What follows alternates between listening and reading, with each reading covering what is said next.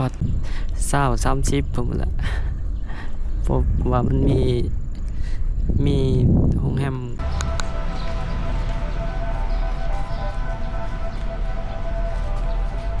อันเบิร์ดสุกคนบรรยากาศเสาร์วันจันทร์ตอนนี้เวลา9 โมงทุกคน9 โมงเช้า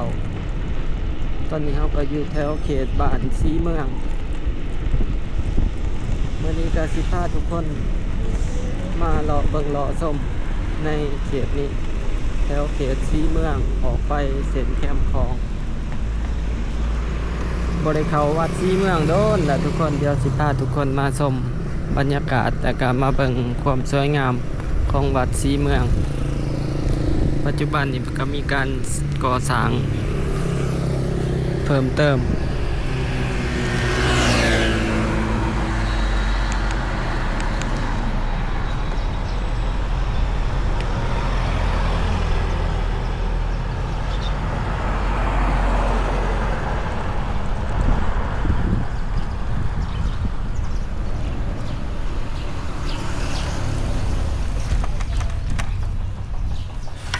พามาเบิ่งแต่เสาๆเลยเนาะมื้อนี้ก็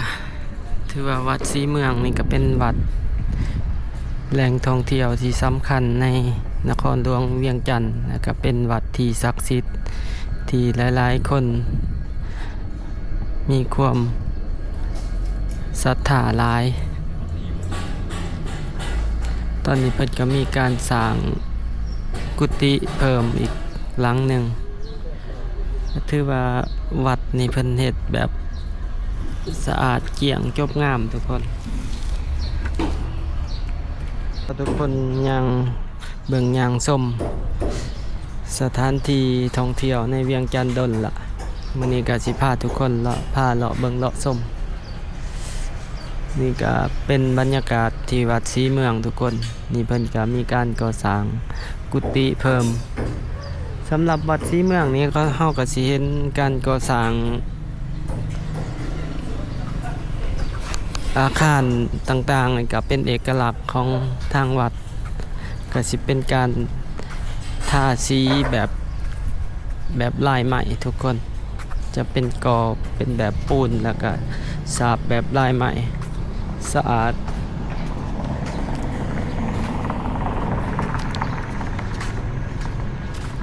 ก็ถือว่าเป็นระเบียบเรียบร้อยจบงามสะอาดกว่าเก่าปัจจุบันนี้ก็นักท่องเที่ยวก็เข้ามาเรื่อยๆทุกคนส่วนใหญ่ก็สิเป็นนักท่องเที่ยวทางฝั่งไทยที่เข้ามากราบไหว้ทั้งคนลาวต่างประเทศที่ให้ความเคารพนับถือสำหรับวัดเจ้าแม่สีเมือง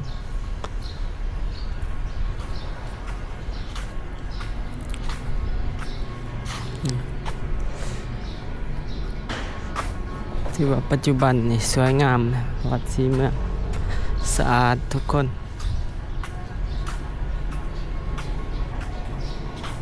เดี๋ยวพายางเลาะเบิ่งรอบๆก่อนจังสิพาทุกคนเข้าไปไหว้เพิ่น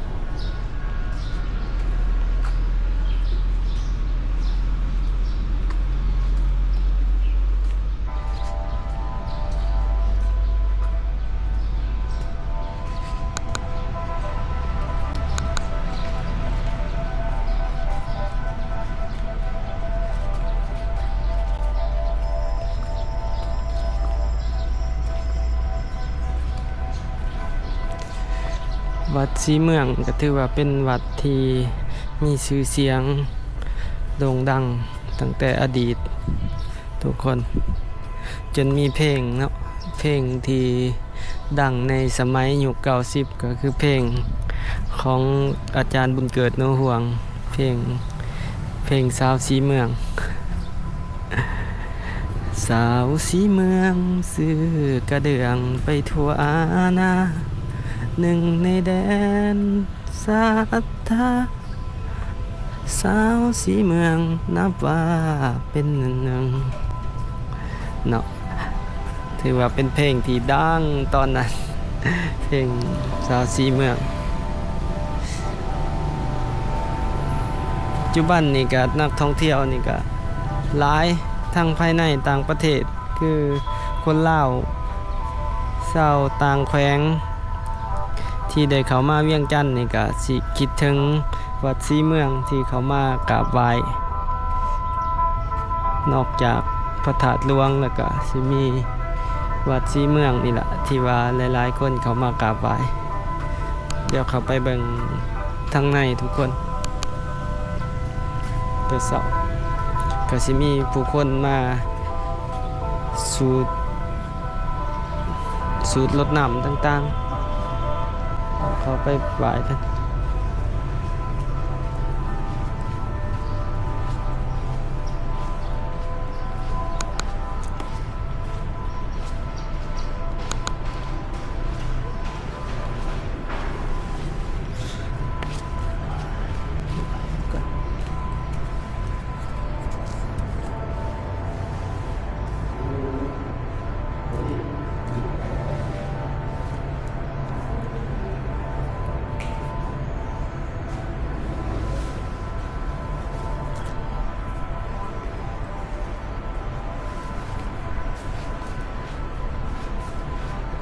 เขาไปเบิ่งทางในทุกคน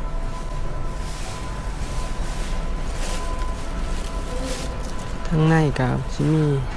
บอนอยู่กับไว้หลายๆคนก็มาบะมาบน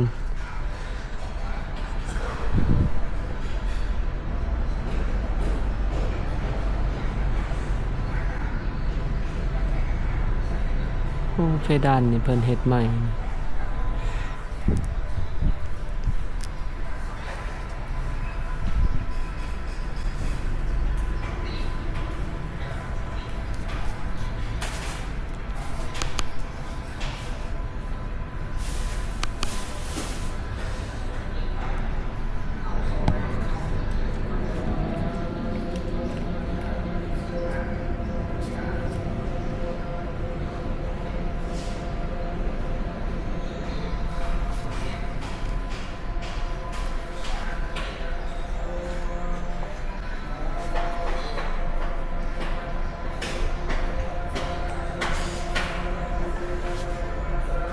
เดี๋ยวออกไปเบิ่งด้านนอกกันต่อทุกคน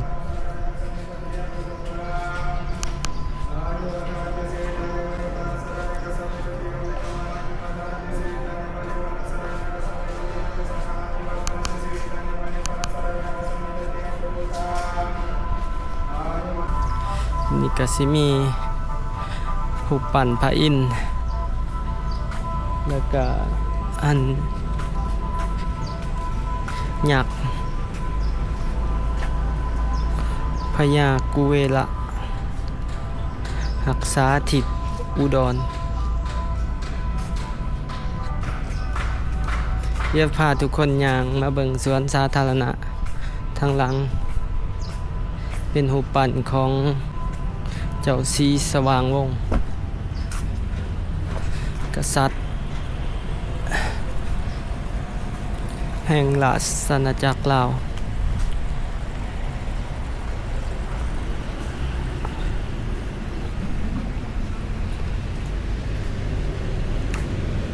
บรรยากาศอยู่ที่เขตศรีเมืองเด้อทุกคนพายางเลาะเบิ่งเลาะชม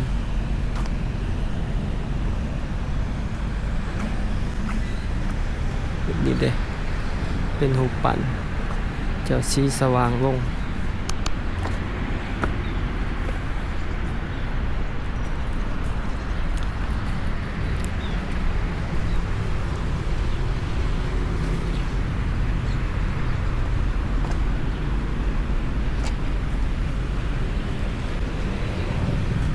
เป็นสวนสาธารณะที่เก่าแก่แห่งหนึ่งของเวียงจันทน์ทุกคนอ๋ออยู่นี่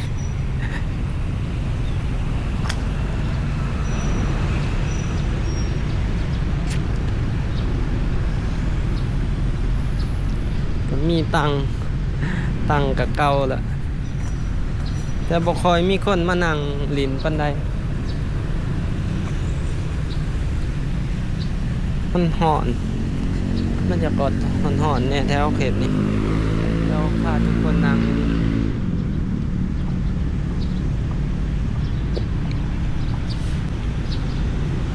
บรรยากาศของเขตบ้านสีเมืองทุกคนโฮมลมลื่นในเขตนี้กะถือว่าบารมีวัดสีเมืองอยู่ในเขตนี้กะเฮ็ดให้เขตนี้ก็ค่อนข้างว่ามีเศรษฐกิจที่ว่าค่อนข้างดีไปนำรับอานิสงส์จากวัดสีเมืองนักท่องเที่ยวภายในแต่ต่างประเทศก็เข้ามาในเขตนี้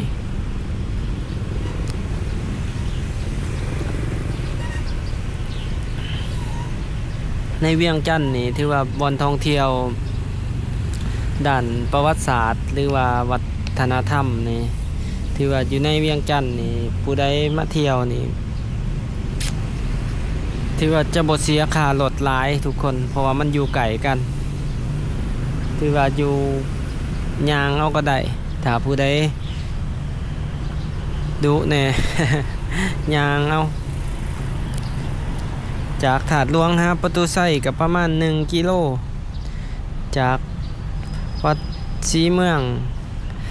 ขึ้นไปหาประตูไส้กับประมาณ1.5นี่แหละบ่ใกล้กันหลายถ้าลงมาตามถนนหลานสาง 1.5 หา2กิโลนี่แหละแล้วก็ต่อเนื่องวัดพระแก้วถาดดำหลายๆอย่างโอ้ผมลมเดินอยู่ทุกคนบริมาย่างจีบอนนี่โดนล่ะพาทุกคนมาชมบรรยากาศมาเบิงเดี๋ยวสิพาเลาะพาชมในเขตบ้านสีเมืองปัจจุบัน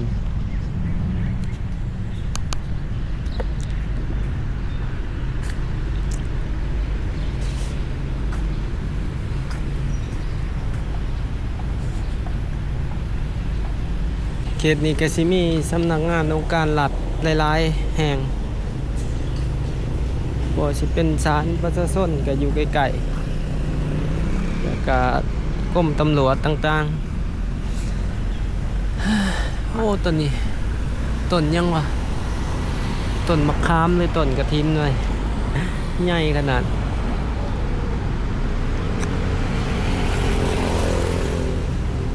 ผมอยู่ได้ทุกคนขั้นบนนี่ขั้นแบบเขาจะปรับปรุงพื้นตัวนอนให้มันมีสีสันนี่สีสวยงามในเขตนี้มันเป็นตัวนอนสีแดงบอตัวจากสีสวยงามแต่ว่านี่มันอยากออกมันอยากส่วนร้ายฝนตกเลยนะมันหงมันเป็นไข่สีมันสีเดียวกับอันนี้กับอนุสาวรีย์แล้วมันเห็นอนุสาวรีย์โบเด่นปานใดถ้าผืนมันเป็นสีแดงคือวัดสีเมืองนี่สีงามบอลนี่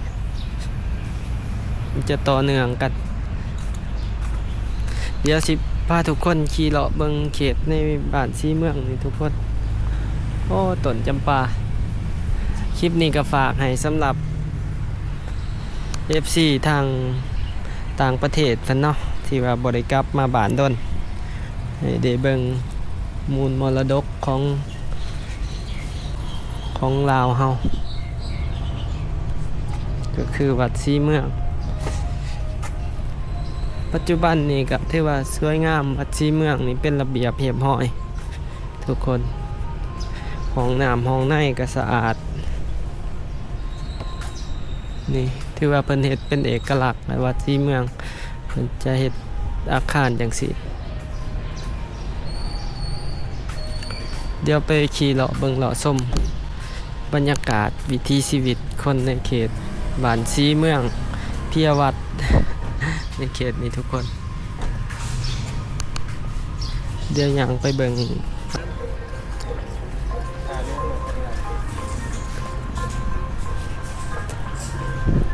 อันนี้เป็นถาดเก่าเนาะถาดเก่าแก่แต่ก่อนจะมีนกจะมีนกเอียงก็นกกระย่างที่ยืนอยู่ถึงสมัยก่อนเดี๋ยวนี้ใต้แล้วก็บ่มีเลยนกมาอยู่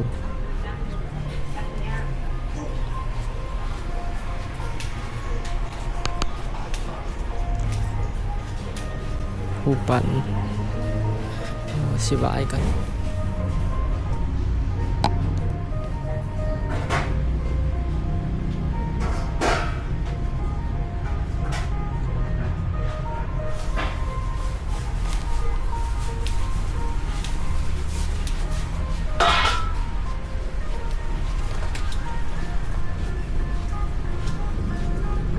เดี๋ยวเราสิออกไปพาทุกคน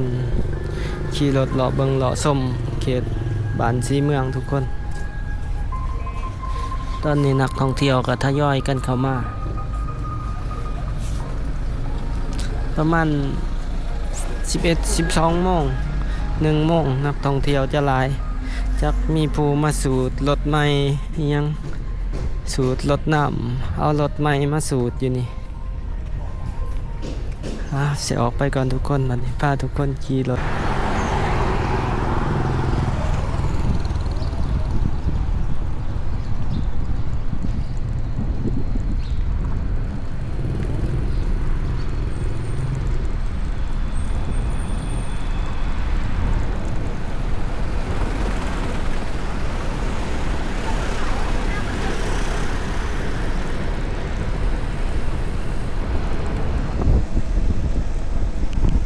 เป็นบรรยากาศเขตบ้านสีเมืองทุกคนสีเมืองเที่ยววัดเดี๋ยวสิพาทุกคนเขาหอมกัน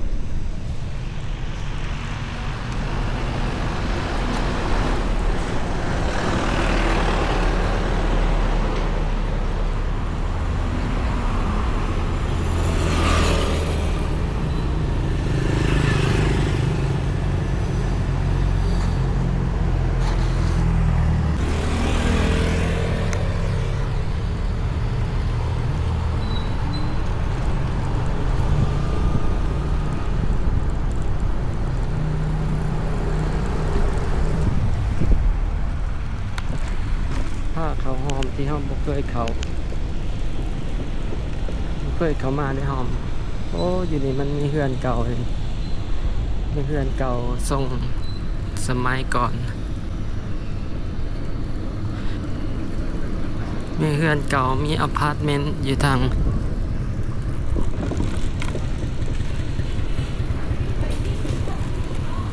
มีคาเฟ่เขาก็สิไปสอดถนนเส้นขี่ลงไปพุ่นขี่ลงไปบึงขยองทาเลียวซ้ายจะเป็นทางวันเวย์เดี๋ยวขี่ขึ้นแล้วจังสิพาทุกคนเลี้ยวออกไปทางแคมป์คอม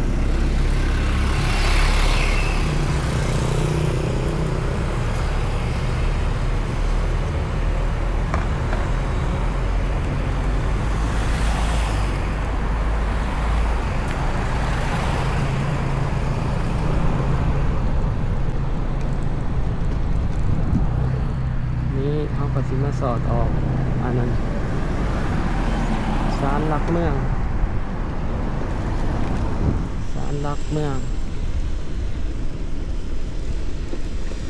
เขามาหอมนี่อีกหอมที่เฮาบ่เคยเข้ามาอยู่แต่กระโดนมันเที่ยว2-3-4 ปีเที่ยวหนึ่งโอ้เหือนหลังตกแต่งแตกต่างหมู่มาสอดขางวัดยัง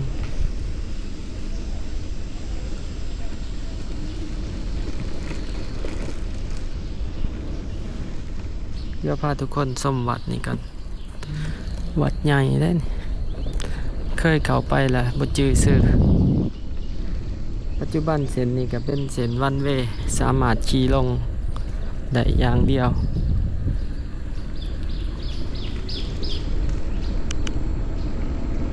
สำหรับคลิปนี้สำหรับผู้ใดที่มักเบิงวัดเบิงว่าบ้านวัฒนธรรมบ้านเพียวัดวัดเพียวัดเด้อทุกคนเดี๋ยวเข้ามาเบิงวัดนี่ก็ร่มเย็นย้ายต้นไม้ โอ้ส่วงนี้ดอกจำปาหล่นสวยงามวัดนี้ศาลาห้องถ้ำเพิ่นใหญ่ทุกคนเสาบักใหญ่โอ้มียนต์บินเลยมื้อนี้ยนต์เฮลิคอปเตอร์เดี๋ยวขี่เลาะชมสิบริยางสิพาชมหน่อยหนึ่ง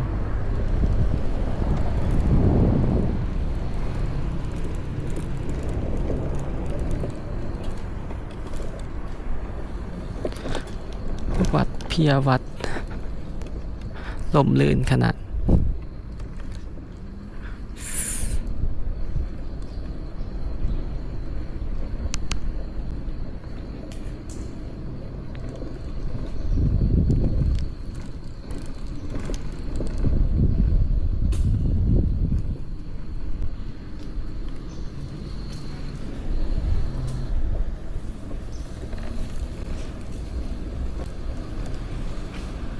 นี่เพิ่นเฮ็ดเสาใหญ่ใหญ่มีหางเผิงมาจับ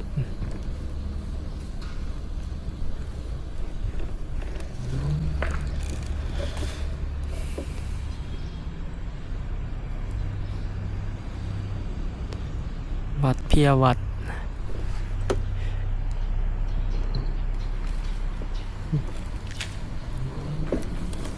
เฮาก็สิขี่ออกไปทุกคนออกมาทางเฮาผ่านตรงกี้โอ้มีอาคารน่าจะแม่นอพาร์ตเมนต์ที่เขาเจ้ากำลังสร้างใหม่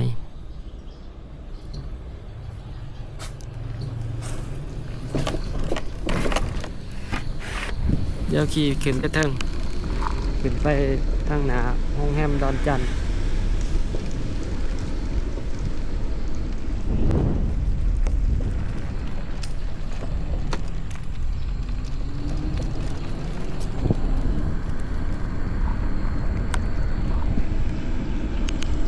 เดี๋ยวสิพาทุกคนขี่ขึ้นทางหน้าของโรงแรมดอนจันทร์พาทุกคนเบิ่งโรงแรมดอนจันทร์ครับบริทายให้เบิ่งโดนล่ะบริเข้ามาโรงแรมดอนจันทร์โดนเติบ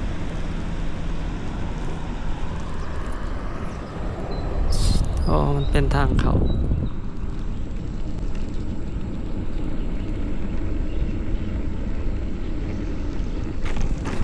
นี่จะเป็นทางสอดออกเส้นทางนั้น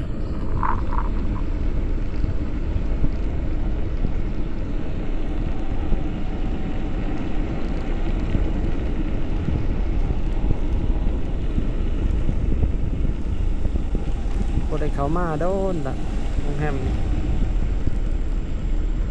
แต่ก่อนประมาณ2010 2009ถือว่าเป็นโรงแรมที่สูงที่สุดในเวียงจันทร์แต่ก็รู้ที่สุดเลยนี่โรงแรมดอนจันทร์พาเลทนี่ปัจจุบันนี่อยู่ใน อยู่ในอันดับน่าจะ30ผมละเพราะว่ามันมีโรงแรมเกิดขึ้นใหม่หลาย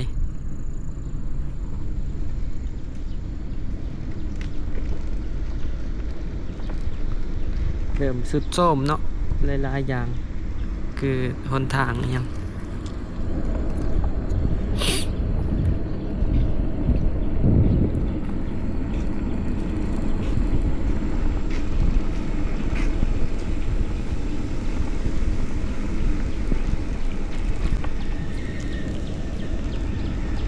บริการพาทุกคนส้มในเขต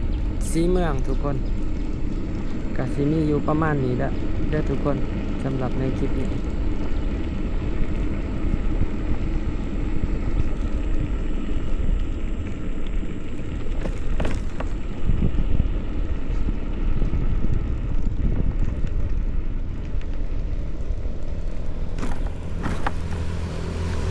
เงียบเส้นทาง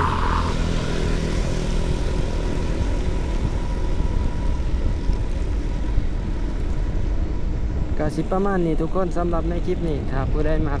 หรืออยากสนับสนุนกันก็อย่าลืมกดไลค์กดแชร์กด Subscribe เนาะเพื่อเป็นกำลังใจให้กันให้เด้อทุกคน แล้วตอนนี้บ่าวเพ็ญใจก็ต้องขอกราบขอบใจแล้วก็สบายดี